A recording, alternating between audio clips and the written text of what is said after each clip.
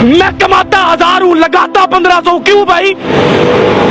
तुम बाप लगते हो, सारा दिन मेहनतें मेरी वजह से लेते हो, मुल्क मेरी वजह से चलाते हो, पैसा बिलों में मुझसे लेते हो, साबुन में मुझसे लेते हो, ये रोजमर्रा हम इस्तेमाल करते हैं। आप जैसे लोग तो भाईजान वो टिच का बटन दबाया और लोशन निकला और लगा के निकल गए। हमने तो 20-20 वाला साबुन तलाश करना है। ये कैसे करेंगे? कोई है हमें रास्ता दिखाने वाला? कोई है हमारी उंगली पकड़ने वाला?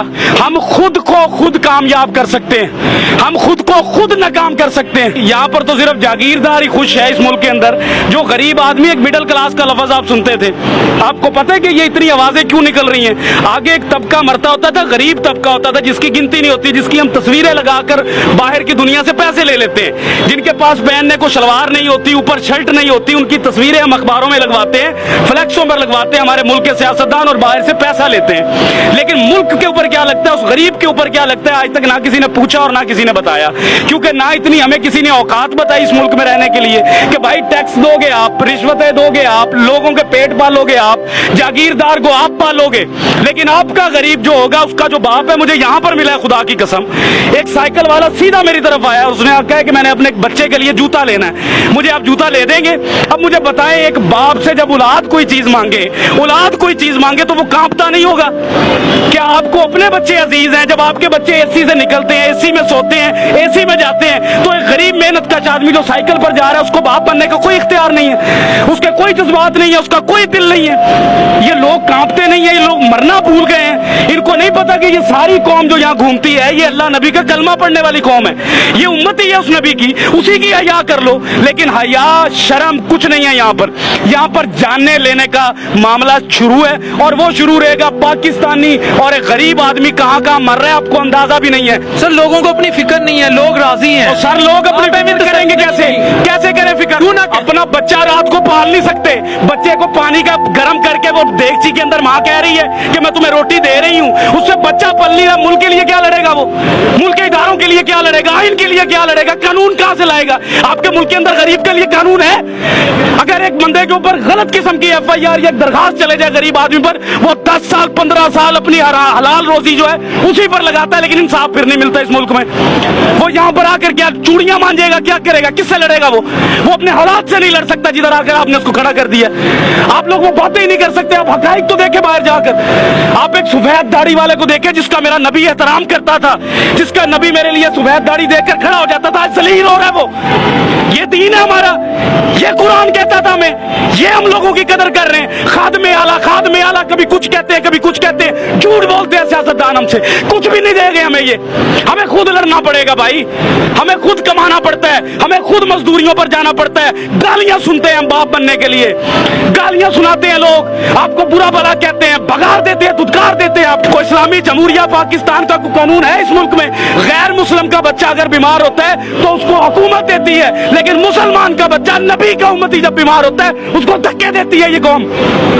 हम अपने जैसे से लड़ते हैं, लेकिन अपने से ऊंचे से नहीं लड़ते।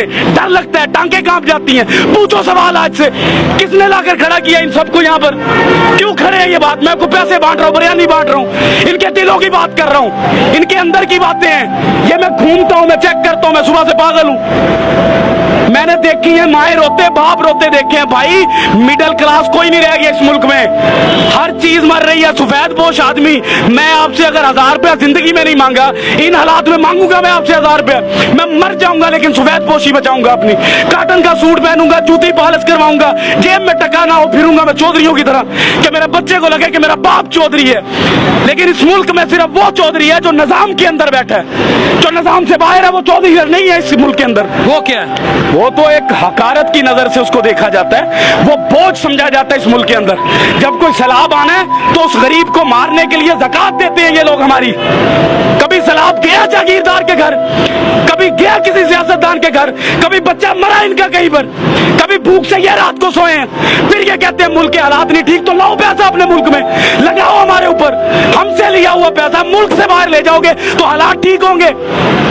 मुझे एक बात बताएं बिलाल भाई, एक बाप मैं कहता हूं अल्लाह ताला की जात के बाद मेरे पास बाप है। मैं समझता हूं कि बाप क्या होता है। जिसका बाप नहीं है ना, खुदा की कसम वो खुदकुशी कर ले इस मुल्क में ना रहे। मैं आपको कसम उठाकर कह रहा हूं, जिसका बाप नहीं है, अल्लाह ताला के पास दूसरी बड़ी ताकत जो है ना वो बाप है। और जिसके पास इस दौर में बाप नहीं है वो कैसे जी रहा है?